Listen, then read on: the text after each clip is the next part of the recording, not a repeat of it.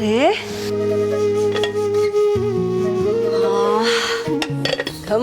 ಅಂತಿದೆ. 1 spoon taste ನೋಡ್ಲಾ? ನೋವೇ. ಇದನ್ನ ಮೊದಲು ಪಾಪುನೇ ತಿನ್ಬೇಕು, ಅವಳೇ ಟೇಸ್ಟ್ ಮಾಡಬೇಕು. Because this is specially done for my princess. ಆದ್ರೆ ಅವಳು ಗೊತ್ತು, ಅಪ್ಪ ಮಾಡಿದಾರೆ ಇದನ್ನ ತಿನ್ನು ಪುಟ್ಟಿ ಅಂತಂದ್ರೆ ಅವಳು ಇದನ್ನ ಮುಟ್ಟು ನೋಡಲ್ಲ. ಅದಕ್ಕೆ ಇದಕ್ಕೂ ನನಗೂ ಇನ್ನು ಸಂಬಂಧ ಇಲ್ಲ. ಅಡುಗೆಯವ್ರು ಮಾಡಿದ್ದಾರೆ ಅಂತ ಹೇಳು, ಆಗ ಇಷ್ಟಪಟ್ಟು 2 ಸತಿ ಹಾಕೊಂಡು ತಿಂತಾಳೆ. ಅಂದಮೇಲೆ ಅಡುಗೆಯವ್ರ ಕೆಲ ಮಾಡಿಸ್ಬೋದಿತ್ತಲ್ವಾ? ಯಾಕೆ ಸುಮ್ಮನೆ ಕಷ್ಟಪಡಬೇಕು? ಅಡುಗೆಯವ್ರು ಮಾಡಿದ್ರೆ ಇದಕ್ಕಿಂತ ಟೇಸ್ಟಿಯಾಗಿರ್ಬೋದು, ಆದರೆ ಅದರಲ್ಲಿ ಅಪ್ಪನ ಪ್ರೀತಿ ಇರುತ್ತಾ? ನಮ್ಮ ಪಾಪುಗೇನಿಷ್ಟನೋ ಅದನ್ನು ನನ್ನ ಕೈಯಾರೆ ಮಾಡಿ ಕೊಡುವಾಗ ಸಿಗೋ ಅಷ್ಟು ಖುಷಿ ಅಡುಗೆಯವ್ರು ಮಾಡಿಕೊಟ್ರೆ ಸಿಗುತ್ತೇನೆ. ಆದರೆ ಅವಳು ಇದೆಲ್ಲ ಕೇಳಬೇಕಲ್ಲ. ಬಿಡು ಆರ್ತಿ, ಅದೆಲ್ಲ ಇದ್ದಿದ್ದೆ. ಅವಳು ನಮ್ಮನ್ನು ದೂರ ಮಾಡ್ತಾಳೆ ಅಂತ ಮುನಿಸ್ಕೊಂಡು ನಾವು ದೂರ ಮಾಡೋಕ್ಕಾಗತ್ತಾ? ಎಷ್ಟೇ ಆದರೂ ಅವಳು ನಮ್ಮ ಮಗು ಕಣೆ, ಪುಟಾಣಿ ಮಗು. ಸಾಕು ಸುಮ್ಮನೆ ರೀ. ಮಗಳು ಅಂದರೆ ಮಂಡಿ ಊರು ಕೂತ್ಕೊಳ್ಳೋದಲ್ಲ, ಸೆಲ್ಫ್ ರೆಸ್ಪೆಕ್ಟ್ ಇಟ್ಕೊಳ್ಳಿ ಸ್ವಲ್ಪ. ಅವಳು ಹೇಳ್ದಂಗೆಲ್ಲ ಕೇಳ್ದೆ ಬಿಗಿ ಮಾಡಿ, ಇಲ್ಲಾಂದ್ರೆ ಇನ್ನೂ ಸದ್ರ ಆಗ್ಬಿಡ್ತೀರ. ನಿನ್ನ ಸಿಟ್ಟು ನಂಗೆ ಅರ್ಥ ಆಗುತ್ತೆ ಆರ್ತಿ, ಆದರೆ ನಮ್ಮ ಪಾಪು ಮುಂದೆ ನಂದು ಯಾವ ಸೆಲ್ಫ್ ರೆಸ್ಪೆಕ್ಟು? ಇಷ್ಟಕ್ಕೂ ನನಗೇನಾದ್ರು ಬೇಜಾರಾದರೆ ಆ ನಮ್ಮ ಪುಟಾಣಿ ಶ್ವೇತಾನ ನನ್ನ ಕಣ್ಮುಂದೆ ತರಿಸ್ಕೊತೀನಿ. ಆಗಷ್ಟೇ ಹುಟ್ಟಿದ್ಲು, ಕೆಂಪು ಕೆಂಪು ಪಾದ, ಪುಟ್ಟು ಪುಟ್ಟು ಬೆರಳುಗಳು,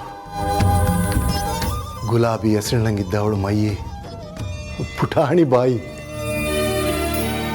ಅಬ್ಬಾ, ಇವಳು ನನ್ನ ಮಗಳ ಇಲ್ಲ ದೇವತೆನಾ ಅಂತ ಆಶ್ಚರ್ಯ ಆಗೋಷ್ಟು ಮುದ್ದಾಗಿದ್ಲು. ಅವಳನ್ನ ಮೊದಲನೇ ಬಾರಿ ಈ ಕೈಯಲ್ಲಿ ಎತ್ಕೊಂಡು ನನ್ನ ಎದೆಗೆ ಅಪ್ಕೊಂಡೆ ಆರ್ತಿ. ಆಗ ನನಗಾಗಿದ್ದ ಖುಷಿ ನಾನೇನು ಹೇಳಲಿ?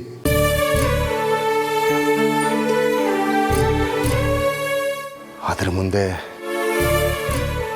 ಇದೆಲ್ಲ ಏನೂ ಇಲ್ಲ ಬಿಡು. ಅಲ್ವಾ? ಎಷ್ಟು ಮುದ್ದಾಗಿದ್ಲು. ನಾನಂತೂ ದಿನಕ್ಕೆ 100 ಸಲ ದೃಷ್ಟಿ ತೆಗಿತಾ ಇದ್ದೆ. ಕೈ, ಕಾಲು, ಹಣೆ, ಕೆನ್ನೆ ಎಲ್ಲ ಕಡೆ ದೃಷ್ಟಿ ಬಿಟ್ಟಿಡ್ತಾ ಇದ್ದೆ. ಯಾರಾದ್ರೂ ನೋಡಕ್ ಬಂದ್ರು ಅವ್ರಿಗೆ ಸರಿಯಾಗಿ ಮುಖನೇ ತೋರಿಸ್ತಾ ಇರ್ಲಿಲ್ಲ, ನಮ್ಮ ಮಗುಗ್ ದೃಷ್ಟಿ ಆಗತ್ತೆ ಅಂತ.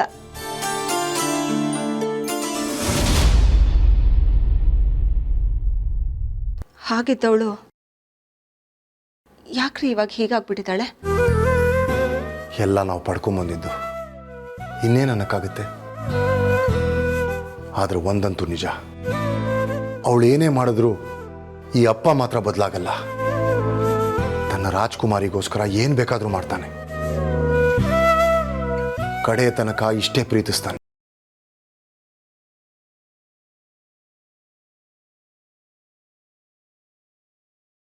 ಪುಣ್ಯ ಮಾಡಿರ್ಬೇಕು ನಿಮ್ಮಂತ ಅಪ್ಪನ ಪಡಿಬೇಕು ಅಂದ್ರೆ. ಆದ್ರೆ ಏನ್ ಮಾಡೋದು, ಅವಳಿಗೆ ನಿಮ್ಮ ಪ್ರೀತಿಗಿಂತನೂ ಈ ಬಣ್ಣನೇ ದೊಡ್ಡದಾಗಿ ಕಾಣಿಸುತ್ತಲ್ಲ.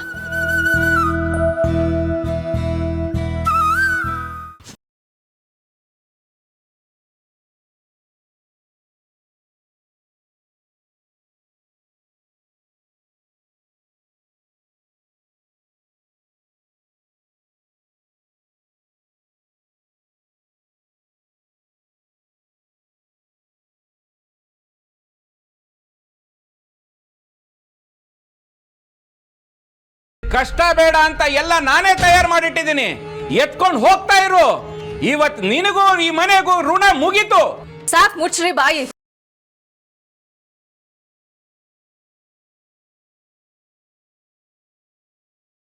ಏನ್ ನೀವ್ ಹೇಳಿದ್ದೆಲ್ಲ ನಡಿಬೇಕಾ?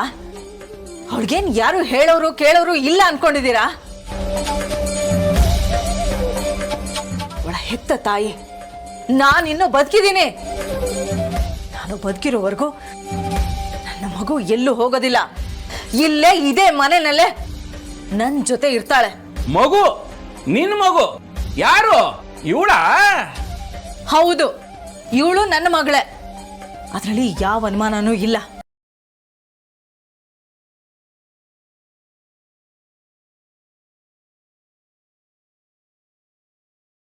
ಏನೋ ನೀವು ಹೋಗು ಅಂತ ಹೇಳಿದ ತಕ್ಷಣ ಇವಳು ಮನೆ ಬಿಟ್ಟು ಹೋಗ್ಬಿಡ್ಬೇಕಾ?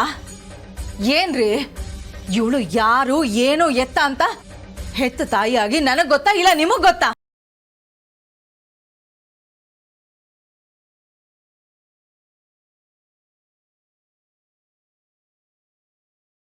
ಯಾವ್ದ್ರಿ ಅದು ಟೆಸ್ಟು? ಆ ಟೆಸ್ಟ್ ರಿಪೋರ್ಟ್ ಬರೋದಕ್ಕಿಂತ ಮುಂಚೆನೆ ನಾನು ಹೇಳ್ತಿದ್ದೀನಿ ಕೇಳಿ. ಈ ನಕ್ಷತ್ರ ನಮ್ಮ ಮಗಳೇ, ಅದೇ ಸತ್ಯ. ನೀನ್ ಸತ್ಯದ ಮನೆ ಬೆಂಕಿ ಬಿಟ್ಟು ಸರಿಯಾಗಿ ಕಂಡ್ಬಿಟ್ಟು ಹೋಗ್ಕೋ. ಈ ದರಿದ್ರ ನೀನ್ ಹೊಟ್ಟೆಲ್ ಹುಟ್ಟೇ ಇಲ್ಲ, ಇವಳಿಗೂ ನನಗೂ ಯಾವ ಸಂಬಂಧ ಇಲ್ಲ ಅಂತ ಸ್ಪಷ್ಟವಾಗಿ ಬರ್ದಿದೆ. ಇವಳು ನನ್ನ ಮಗಳು ಅಲ್ಲ, ನಿನ್ ಮಗಳು ಅಲ್ಲ.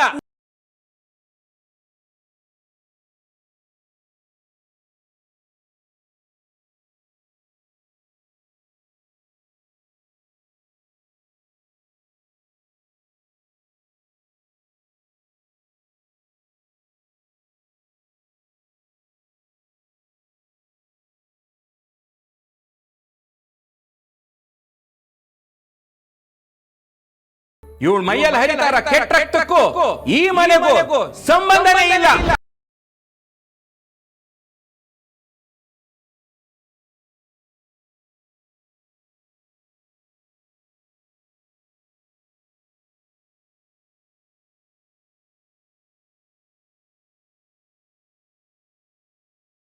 ಅದ್ಯಾರಿಗೆ ಹುಟ್ಟವಳೋ, ಅದೇನ್ ಕತೆನೋ, ಹೋಗಿ ಹೋಗಿ ಅಸಹ್ಯ ನಮ್ಮ ಮಧ್ಯ ಒಕ್ಕರಿಸ್ಕೊಂಡು 23 ವರ್ಷ ನಮ್ಮ ಜೀವನ ನರ್ಕ ಆಯ್ತು. ಹಾಳಾದವಳು ಕೊನೆಗೂ ತೊಲಗ್ತಿದ್ದಾಳೆ. ಇಲ್ಲ ಇಲ್ಲ, ನಾನಿದನ್ನ ನಂಬೋದಿಲ್ಲ.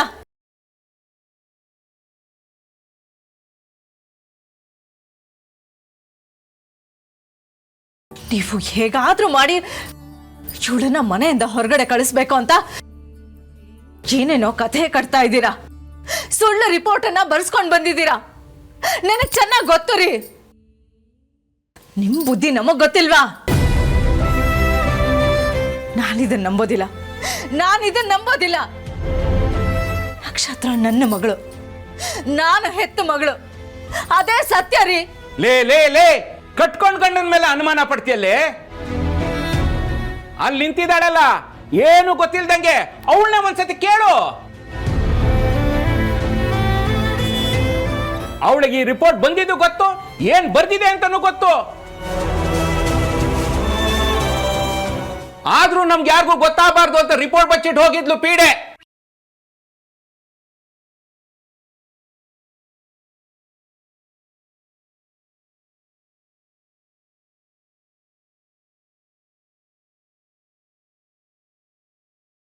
ಇಲ್ಲ, ನೀವ್ ಏನ್ ಹೇಳಿದ್ರು ನಾನು ನಂಬೋದಿಲ್ಲ. ನಕ್ಷತ್ರ ನನ್ನ ಮಗಳು, ನಾನು ಹೆತ್ತು ಮಗಳು ರೀ. ತಾಯಿ ಹೃದಯ ಯಾವತ್ತೂ ಸುಳ್ಳು ಹೇಳೋದಿಲ್ಲ. ನನಗೆಲ್ಲ ಗೊತ್ತಾಗುತ್ತೆ ರೀ. ನಾನು ಅದನ್ನೇ ಹೇಳ್ತಾ ಇದ್ದೀನಿ. ಅವಳು ನನ್ನ ತಂಗಿ. ಆ ರಿಪೋರ್ಟ್ ಸರಿ ಇಲ್ಲಪ್ಪ.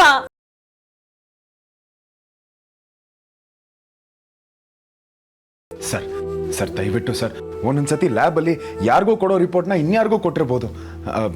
ಇಲ್ಲ ಅಂದರೆ ಇನ್ನೊಂದ್ಸತಿ ಹೋಗಿ ಟೆಸ್ಟ್ ಮಾಡ್ಸೋಣ ಸರ್, ಅವಾಗೆಲ್ಲ ಸರಿ ಹೋಗುತ್ತೆ.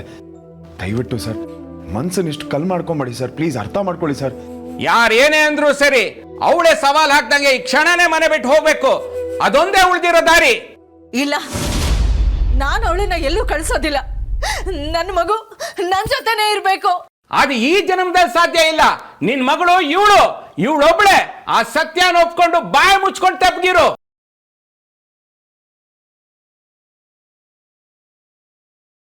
ಇನ್ನು ಇಲ್ಲೇ ನಿಂತಿದ್ಯಾ?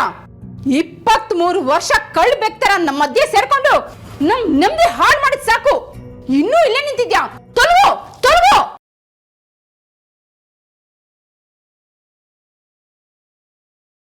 ಅಪ್ಪ, ನನ್ ಮಾತು ಕೇಳಪ್ಪ. ಅವಳು ನಮ್ಮ ಮನೆ ಮಗಳಪ್ಪ. ದಯವಿಟ್ಟು ಅವಳನ್ನ ಎಲ್ಲೂ ಕಳಿಸ್ಬೇಡಿ. ನಿಮ್ ದಮ್ಮಯ್ಯ ಅಂತೀನಿ.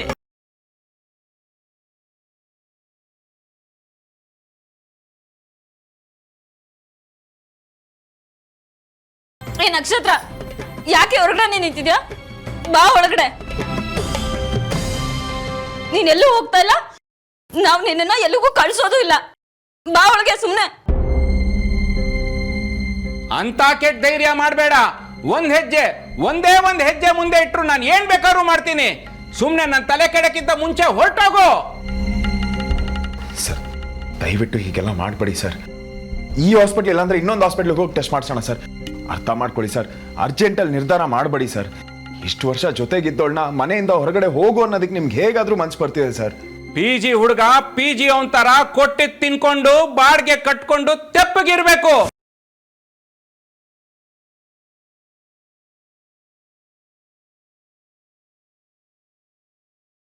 ಸಲಿಗೆ ಕೊಟ್ಟೆ ಅಂತ ನನಗೆ ಬುದ್ಧಿ ಹೇಳಕ್ ಬಂದ್ರೆ ಸರಿಗಿರಲ್ಲ.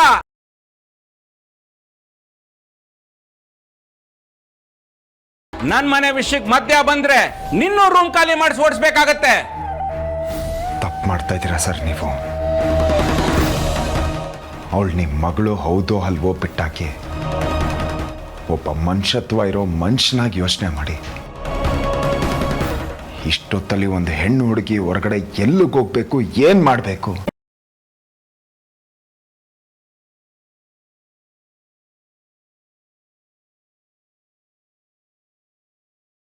ನಿಮ್ದು ಏನೇ ಸಮಸ್ಯೆ ಇದ್ರೂ ನಾಳೆ ಕೂತ್ ಮಾತಾಡಿ ಸರ್. ಅವಳು ಇವಾಗ ಎಲ್ಲೂ ಹೋಗ್ತಿಲ್ಲ, ಅವಳು ಹೋಗೋ ಆಗೂ ಇಲ್ಲ, ಹೋಗೋದಕ್ಕೆ ನಾನು ಬಿಡೋದು ಇಲ್ಲ ಸರ್. ಅಷ್ಟೇ. ಮುಚ್ಚೋ ಬಾಯಿ. ಎಷ್ಟೋ ಮಾತಾಡ್ತೀಯಾ? ಹಿಂದೆ ಮುಂದೆ ಗತಿ ಇಲ್ಲದೆ ನಮ್ಮನೆಗೆ ಬಂದು ನಾನು ಹಾಕಿ ತಿನ್ಕೊಂಡಿರೋ ನೀನು ನನಗೆ ಮಾತಾಡ್ತೀಯಾ? ಬಾರಿಸ್ಬಿಡ್ತೀನಿ, ಹುಷಾರ್.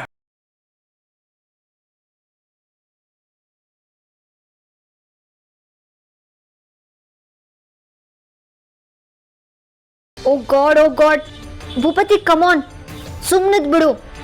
ಈ ಲೋ ಕ್ಲಾಸ್ ಜನರ ಕೈಲಿ ಅನ್ನಿಸ್ಕೊಡೋ ಕರ್ಮ ನಿನ್ಗೆ ಯಾಕೆ ಬೇಕು? ನಿನ್ನ ಲೆವೆಲ್ ಏನಂತ ನೋಡ್ಕೊಂಡು ಸುಮ್ಮನೆ ಇರಬಾರ್ದಾ? ಇದು ನನ್ನ ಮನೆ. ನನ್ನ ಮನೆಯಲ್ಲಿ ಯಾರು ಇರಬೇಕು ಯಾರು ಇರಬಾರ್ದು ಅಂತ ನಿರ್ಧಾರ ಮಾಡೋನು ನಾನು, ನೀನಲ್ಲ.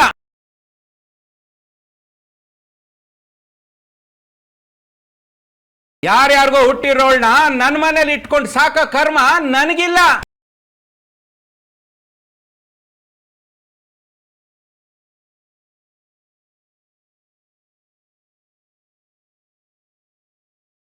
ಈ ದರಿದ್ರ ಇವತ್ತೇ ಈ ಕ್ಷಣನೇ ನನ್ನ ಬದುಕಿಂದ ದೂರ ಆಗ್ಬೇಕು. ಇದೇ ನನ್ನ ಕೊನೆ ಮಾತು.